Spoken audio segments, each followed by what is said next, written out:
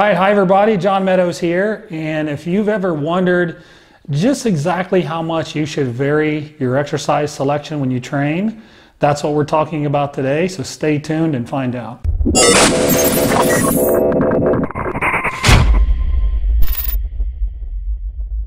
Make sure you watch until the end so you get your bonus tip. Alright, hi everybody, John Meadows here, and one of the common questions I see from people are, should I do the same exercises over and over?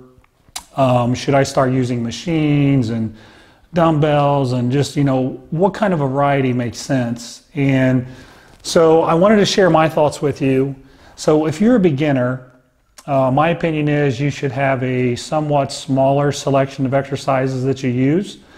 And the reason is mostly neural. That's your nervous system. It talks to your muscles, tells them to fire, and you really have to ingrain these motor patterns in your brain and in your body so they become second nature.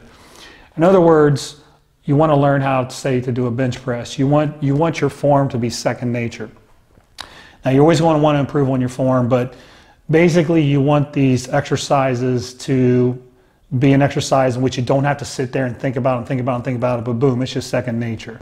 So as you're a beginner and kind of in the early intermediate stages, I recommend that people keep the number of their exercises a little bit smaller, and that you really focus on them.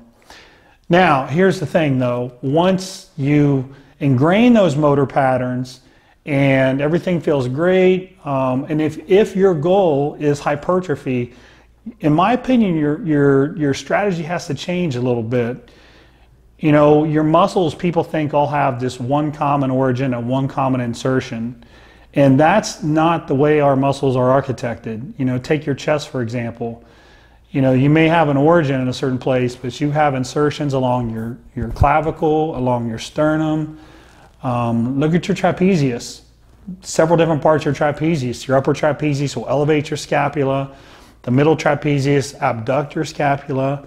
And the lower trapezius actually depress your scapula. So when people say just do one exercise and it's going to train the whole muscle, that's not necessarily true. There's a theory called partitioning theory that says you can selectively target a little bit more muscle fiber based on the exercise you do. So again, let me take a step back. So if your goal is hypertrophy, if you want maximally developed muscle, I believe that this variety is very important. And you look at muscles like your short head and long head of your biceps. Different exercises impact the stress slightly differently.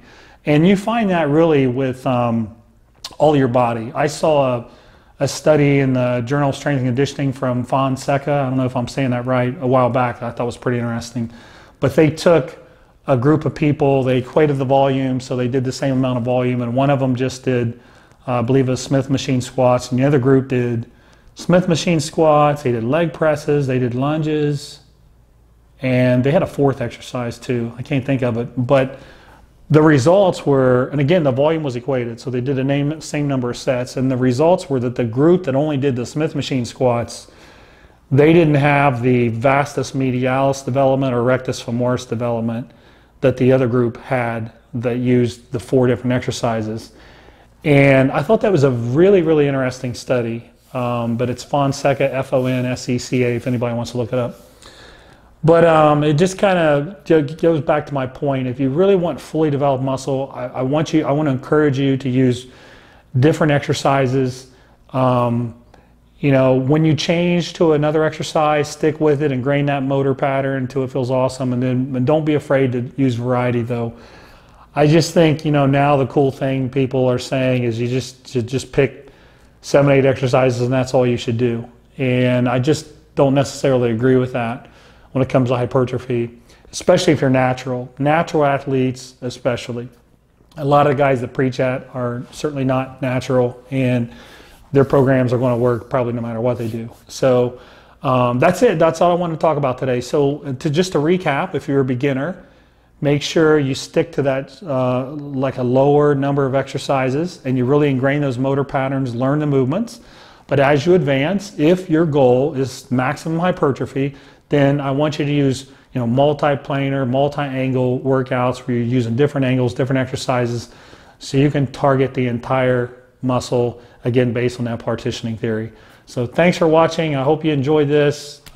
Please like it if you liked it and share it if you liked it. Thank you.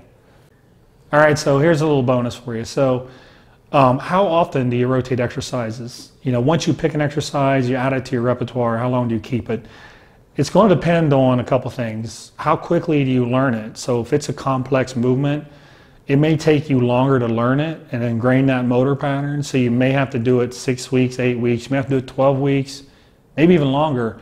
But then look at the opposite end of the spectrum. What if it's a really simple movement?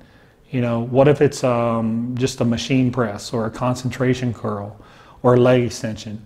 Those things are obviously not hard to teach, and your body can learn those pretty easy. So you can milk those. I like to use an exercise maybe 3 weeks, maybe 4, and then I tend to move on and rotate exercises. I do want to mention, though, I do keep a basic exercise like an incline barbell in all my chest workouts for the most part. Back when I could squat, I always kept a squatting variation. But when you find a movement that you really like, I would keep that as kind of the cornerstone. But generally speaking, 3 to 4 weeks for most movements, you can maximize the effect, and then you can change to something else. Unless it's a really complicated movement that you're having trouble learning, then in that case, don't be afraid to be patient and give it 8, 12 weeks, sometimes more. Thanks.